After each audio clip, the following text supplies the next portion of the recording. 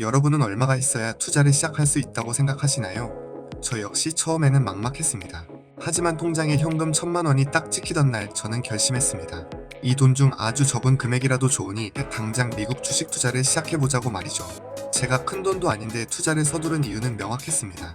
내 실제 돈이 시장에 들어가 있어야만 비로소 시장의 흐름이 보이고 더 치열하게 공부하며 성장할 수 있다고 믿었기 때문입니다.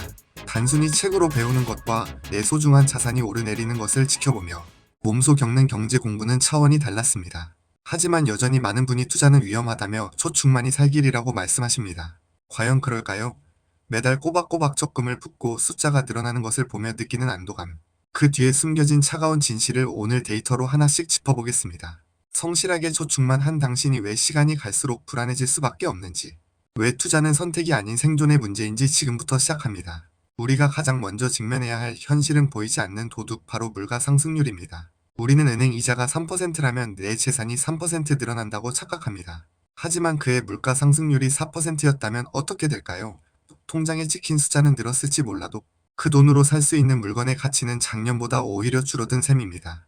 이것이 바로 실질 금리가 마이너스가 되는 순간입니다. 30년 전 짜장면 한 그릇 가격을 떠올려 보십시오. 1,000원 남짓하던 가격이 지금은 8,000원을 넘어섰습니다. 화폐의 구매력이 무려 8배 가까이 떨어진 것입니다. 만약 30년 전에 1,000원을 금고에 넣어두었다면 당시에는 든든한 한 끼였던 그 돈이 지금은 껌 한 통 사기 힘든 가치가 되었습니다. 현금은 변동성이 없어 안전해 보이지만 장기적으로는 가치 하락이 100% 예정된 자산이라는 점을 잊어서는 안 됩니다. 물가가 오르는 동안 다른 자산들은 어떤 길을 걸었을까요? 경제가 성장함에 따라 주식, 부동산 같은 실물 자산들은 인플레이션이라는 파도를 타고 그 이상의 가치를 창출해 왔습니다. 지난 수십 년간 우량 자산의 상승률은 예적금 금리를 압도해 왔습니다. 자본주의 시스템은 끊임없이 통화량을 늘리는 구조입니다. 시중에 돈이 풀리면 돈의 가치는 떨어지고 한정된 자원인 우량 기업의 주식이나 핵심지의 부동산 가격은 오를 수밖에 없습니다. 여기서 우리가 반드시 기억해야 할 부의 원칙이 있습니다. 진정한 부자가 되는 과정에서는 순자산 10억 원 이상을 보유하기 전까지는 저축이 1순위여야 합니다. 자산이 일정 궤도에 오르기 전까지는 투자 수익률보다 절대적인 시드머니의 크기를 키우는 저축의 힘이 훨씬 강력하기 때문입니다. 하지만 오해하지 마십시오. 저축만 하라는 뜻이 아닙니다. 제가 강조하고 싶은 핵심은 저축과 투자의 병행, 그리고 이를 뒷받침할 선행하는 공부입니다. 10억이라는 목표를 향해 저축이라는 엔진을 풀가동하면서도 아주 소액으로 시장에 발을 담그고 있어야 합니다.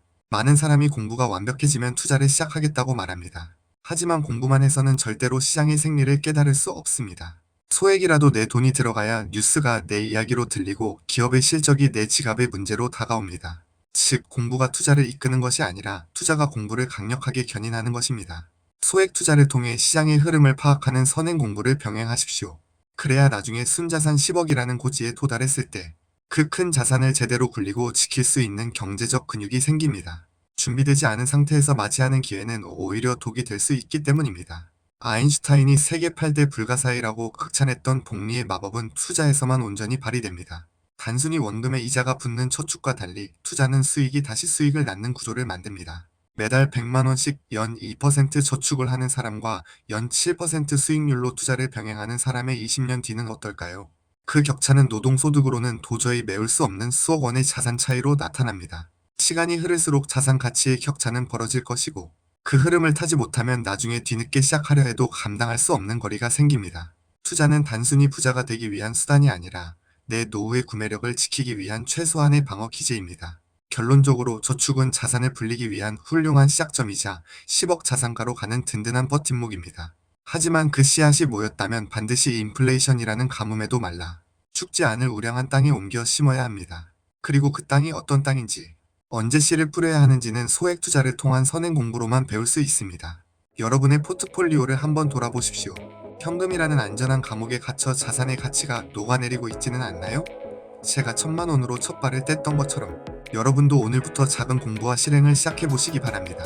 순자산 10억 전까지는 저축에 목숨을 걸되 투자를 통해 시장의 감각을 날카롭게 익히는 것. 이 두 바퀴가 함께 굴러갈 때 여러분은 비로소 진정한 경제적 자유로 향하는 궤도에 올라설 수 있을 것입니다. 오늘 이야기가 여러분의 투심의 작은 불씨가 되었기를 바랍니다.